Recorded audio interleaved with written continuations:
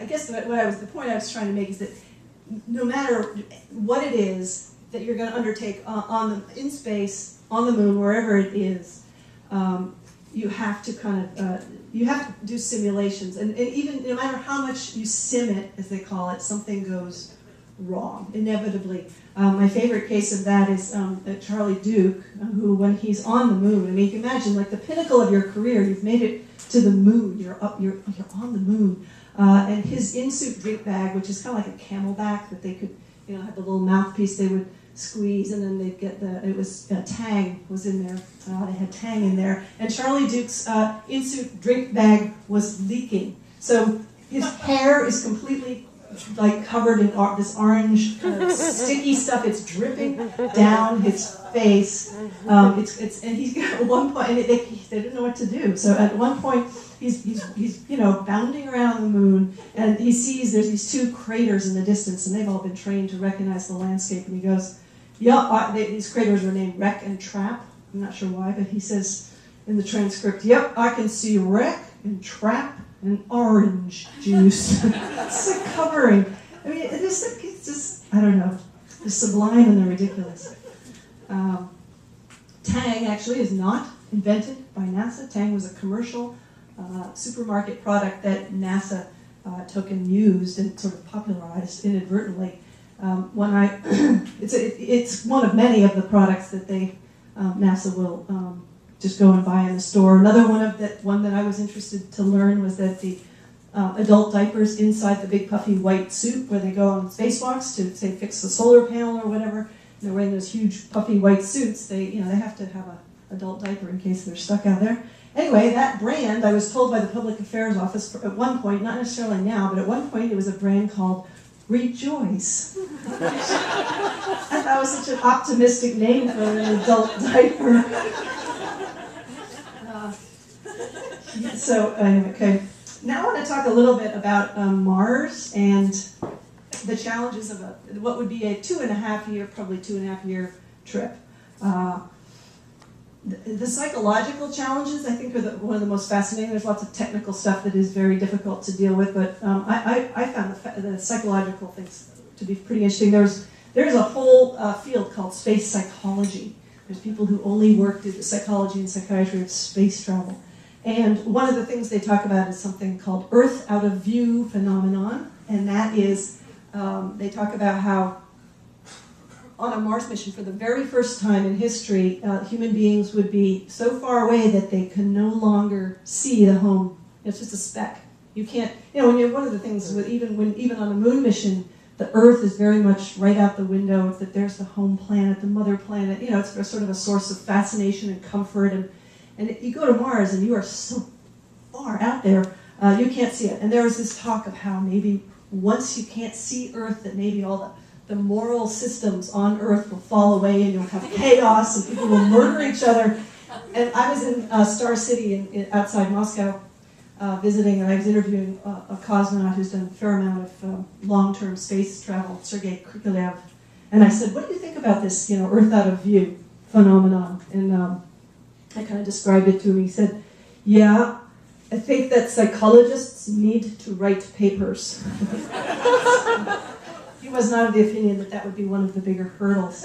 But that's not to say that a Mars mission would not have some major psychological challenges, because what you're dealing with is psychology of isolation and confinement.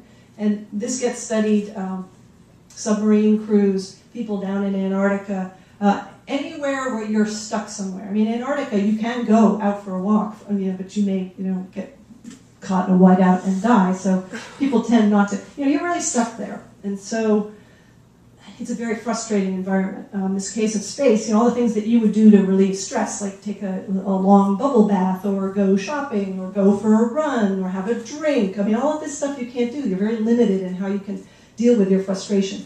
And it tends to morph into sort of hostility.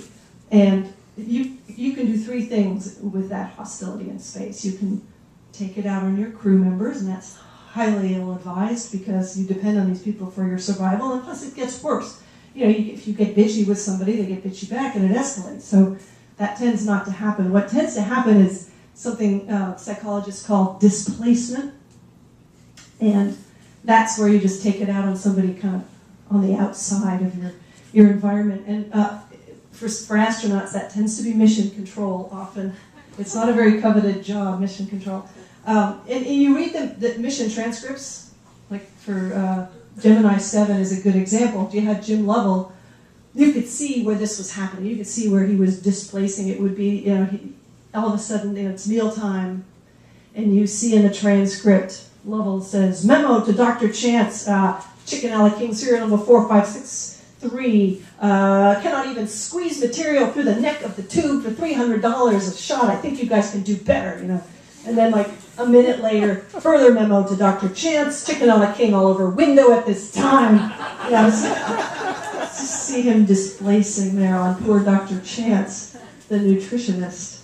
The third thing that you can do with your anger in a situation of isolation and confinement, whether you're in space or you're a Chilean miner down below the surface of the earth or you're in a submarine, the third thing is you turn your anger inward, and that is a pretty common source of depression. You turn anger inward, you get depression. And some of the Mir missions and the longer ISS missions, depression was a serious problem. When I was in Star City, I was interviewing a couple of cosmonauts who had been on Mir together for 6 months, and the rumor was that they didn't get along very well. So I asked one of them. His name was Alexander Litquake, and I said, "So, was it very depressing? What was that like for you?" And he said, "Mary, it was sometimes I was so depressed that I wanted to hang myself, but it's zero gravity, and you can't." Which just brings us back to the fact that you can't take anything for granted. Nothing works up there like it works down here. Some of the other simulations, there are psychological simulations. I mean, there's lots of things that get simulated, that are, like there's bed rest facilities where they have people lie in bed for 6 months to mimic zero gravity, and they look at bone loss and muscle loss and things like that. But there are actually psychological simulations. There's one going on in Moscow right now called Mars 500, and they've got, I think it's 6 people locked up together, and they're trying to recreate the same conditions. One of the really annoying conditions is that when you do talk to ground control, when you get out there far enough, it's like a 20-minute lag. So you're like, "Hello." Oh my God. So that, which is actually, if something were to go wrong, you can't just get on the radio and talk to somebody and get advice. You're in a situation where you have to be much more autonomous and much kind of more in the spirit of the right stuff, fearless, brave, going into the unknown. So the Mars mission is going to kind of turn the whole business of astronaut selection inside out. I mean, for a long time, NASA has been selecting crews that are not at all like the right stuff. That's the wrong stuff now. You don't want somebody sort of aggressive, egotistical. You want somebody who plays well with others. So you kind of want the sensitive New Age guy. You want somebody who's really good at expressing their emotions, because you're going to be stuck with these people in a little tiny space for a long time. So in the case of Mars, you kind of want a combination. You'd want people who get along well, who are empathetic, have a good sense of humor, they're flexible. These are all current astronaut attributes that they look for. But you also want somebody who'd be just really ballsy and brave, who's going to be able to handle an emergency on the way to Mars without a lot of feedback from ground control. One of the, I think how are we doing on time? We're just like 20, I guess it's like 20, 25 minutes. Yeah, okay. I think I'm just gonna read a short little section too, and then I want to open it up for questions, because people have really, really great questions on this, and it kind of gets me going in other interesting directions. Okay.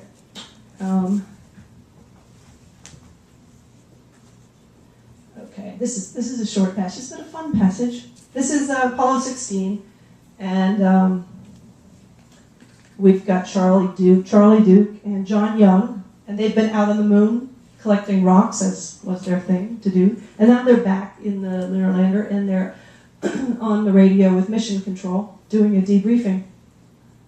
During the debriefing, out of the blue, Young declares, I got the farts again. I got them again, Charlie. I don't know what the hell gives them to me. I think it's acid in the stomach. Following Apollo 15, in which low potassium levels were blamed for heart arrhythmias in the crew, NASA started putting potassium-laced Tang on the menu. Young kept going. It is all there in the mission transcript. I mean, I haven't eaten this much citrus fruit in 20 years, and I'll tell you another thing. In 12 fucking days, I ain't never eaten anymore, and if they offer to serve me potassium with my breakfast, I'm gonna throw up.